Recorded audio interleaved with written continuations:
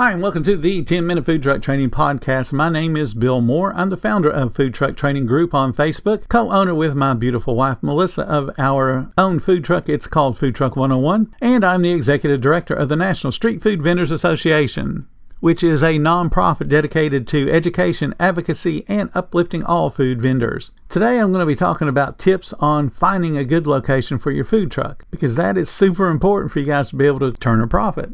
But before I get into that subject, I want to talk to you guys about the Food Truck Owners Expo. It's going to be held in Orlando, Florida this year, November 12th and 13th. There you're going, but Bill, wait, I thought it was in Houston. Houston was July 29th and 30th of this year, and we're past July 29th and 30th. So we're on to Orlando. Again, November 12th and 13th. I'm going to be there giving some educational classes as well as being a part of the Campfire Networking Lounge, where you guys can sit down and talk to me and ask questions, or you can listen to me talk about various subjects on the food industry. If you're interested in attending, that's in Orlando. It's actually in Kissimmee. But if you're going to attend, please go to ftoexpo.com. Place your order today, and when you do, put in the code FTTG15 for a 15% discount. I also want to thank Table Needs for sponsoring this episode of the 10-Minute Food Truck Training Podcast. Table Needs is a full-service POS system that's capable of handling your busy food truck cash, credit card, and reporting needs. Check out the link in the description for more information about Table Needs. So what should you think about when you're looking at a food truck location? This is a location where you're going to be setting up every day, or maybe you're setting up one day a week in that location and then different locations the other days of the week. But in any case, this is a location that you plan on having some consistency in serving from. A prime location will drive guest traffic. It'll significantly boost your sales, but if it's a bad location or a poor location, you're going to have a lot of slow days, you're going to have a lot of frustration, and it's just not going to be any fun for you. So let's try to eliminate that frustration. First thing you want to consider is understand your target market as it relates to your menu. What you want to think about is, will this location have the kind of people that are going to find my menu appealing, whatever your menu is? Are the kind of people who are going to be coming to you looking for a plated meal they can take back to their desk at the office and eat? Or are they looking for a meal that they can feed their family? So you want to think about what that location's typical guest is going to be looking for, and does it make sense for your menu? You want to research the local regulations. Now, this seems like a no-brainer, but there are different regulations even within the same city. For example, if you're lucky enough to work in a state like Florida where all you have is a state license, that's awesome. But each city does have zoning rules and regulations that could prevent you from opening at certain times or even prevent you from being in certain areas. So you want to understand those rules and regulations before you get set up, and then somebody comes by and says, hey, you're not allowed to be here.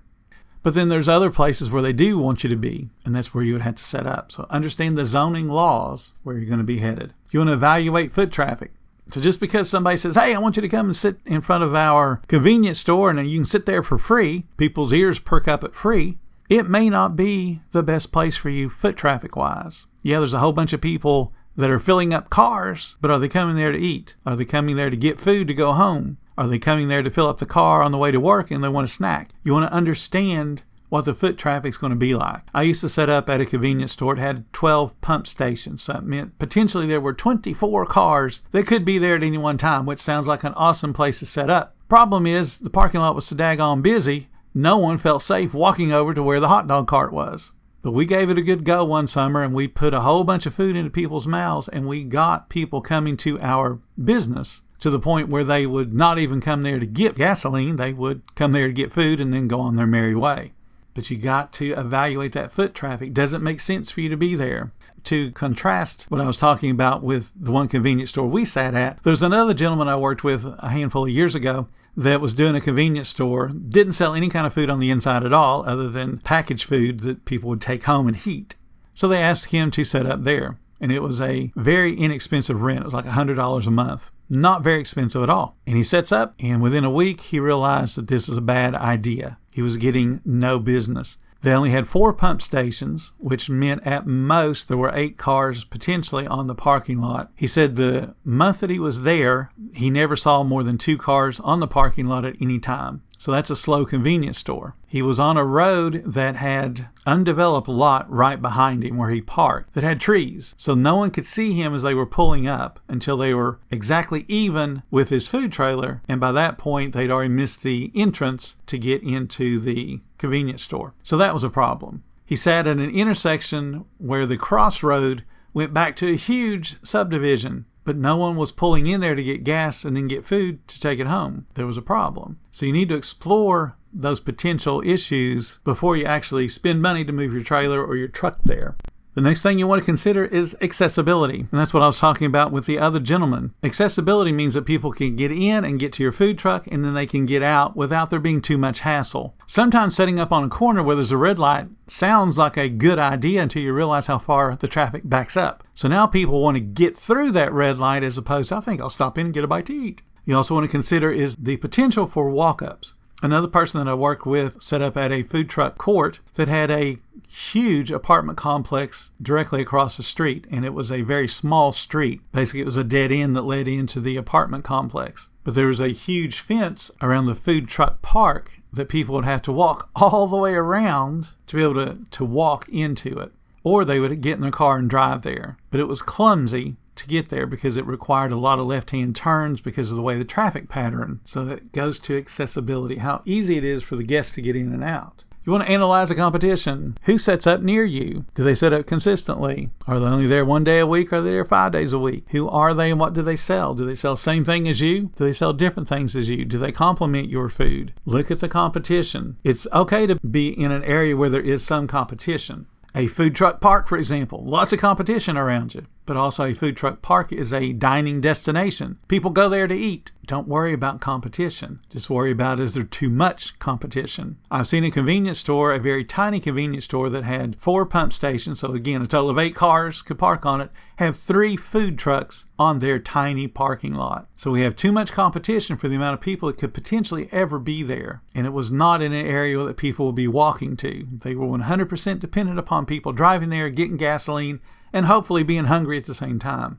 So pay attention to the competition. Look for events. Now, I want to talk about what an event is. An event is a publicly attended gathering of people for entertainment, which means there's marketing to get people to come to the event, which means there could be some type of admission to get inside the event. And here's something that's going to be difficult for you to hear. In events, food trucks are not the star. Food trucks are an auxiliary service. They're an amenity that some people will partake of and some people won't. So when you're thinking about an event, you're thinking about the county fair, you're thinking about a stadium, you're thinking about a concert, you're thinking about the fairgrounds, you're thinking about something that is going to attract people beyond food. Food, again, is an amenity. Keeps people at the venue, but people go to the venue to be entertained. Play games, ride rides, pets. They don't go there to eat. Because let's face it, at an event, the food is expensive. So people aren't going there to eat. Because if they were just hungry, they would go someplace less expensive. So don't become arrogant and think that those events need us. No, they don't. There are many companies out there that will be happy to take over for the local food vendors that have become arrogant and think that events need us. Sodexo, for instance. They have a whole fleet of food trucks that can easily feed people at events. You want to look at the accessibility of utilities. Are you going to have to run your generator all the time? Do they have a plug that you can tap into? How are you going to get rid of the wastewater? How are you going to pick up fresh water? Do you have to go get propane, or do you live in a city that propane will be brought to you? So you want to consider those utility access points where you're going to get the gasoline for your generator if you have to use a generator. You want to consider weather, and you want to consider seasonality. Don't commit to, I'm going to set up there year-round. Give me a good deal on that. If 3 months out of the year you have no sales, it becomes pointless for you to commit to a year contract. You got to understand seasonality also, not as it pertains to getting hot or getting cold weather, but do people go to your area because the area they live in is too hot or too cold? Florida, for example, we get a lot of people coming down for spring break when it's still very cold up north, but they come to us because it's warm and they want to do things at spring break. Even though our weather doesn't change or doesn't change much during spring, we are warmer than a whole lot of other parts of the country. So we have that spring break season for us. Understand pattern changes of your guests. Network with other food truck owners. And this is a tough one because some food truck owners are flat out rude. They act like you are stealing money from their babies and they don't want to talk to you. And then other food truck owners will give you the shirt off their back to help you in any way that they can. So for every one food truck owner that tells you no, I ain't going to help you, you're competition, or they're going to be rude, or they're going to ghost you when they say, yeah, I'll help, and then they never ever follow up. Those are the kind of people you don't have to worry about because they will eventually go away. They have created their own job and they hate their own job because they don't like you either. And those people aren't the ones you need to worry about. The ones you want to network with are the ones that, yeah, I'll help you. Ask all the questions you got. Because they understand as we raise the industry and we get people's mentality to change from Roach Coach to awesome food, then we get to all of us gain the benefit of more guests. More people eating at food trucks because it becomes more socially acceptable. Yeah, I'm going to eat at the food truck. I can't wait for them to reopen. That's what we want. But the food truck owners that are afraid to talk to you, you ain't got to worry about them. I promise you, they will be gone. Or they're in such a negative space that no one wants to be around them anyway. So don't worry about the people that tell you no. Along with networking with other food trucks, I'm going to give you a little commercial for our National Street Food Vendors Association. Part of what we're doing is we're creating a website that's kind of a combination between LinkedIn and Facebook. And what this website does is it allows you to post topics just like you do on Facebook, but the topics can then be categorized by what state, even what area within the state. And then you don't have to be on the social media platform all the time, scrolling and scrolling and scrolling, because what you do when you're on that type of social media platform is you go down the rabbit hole. So you get on it to check and see what kind of reviews you have on your website or on your social media pertaining to your food truck. And then now you're looking at the newest cat meme, or you're seeing what else has been going on that doesn't pertain to your business. So you're down that rabbit hole. And now instead of it being 5 minutes on social media, you've wasted an hour. Our website won't be like that. You don't have to get on it at all. You can post your comment, you can post your question, and then you can select how frequently you get notified via email on those responses. And then you can respond from the email and it'll post for you.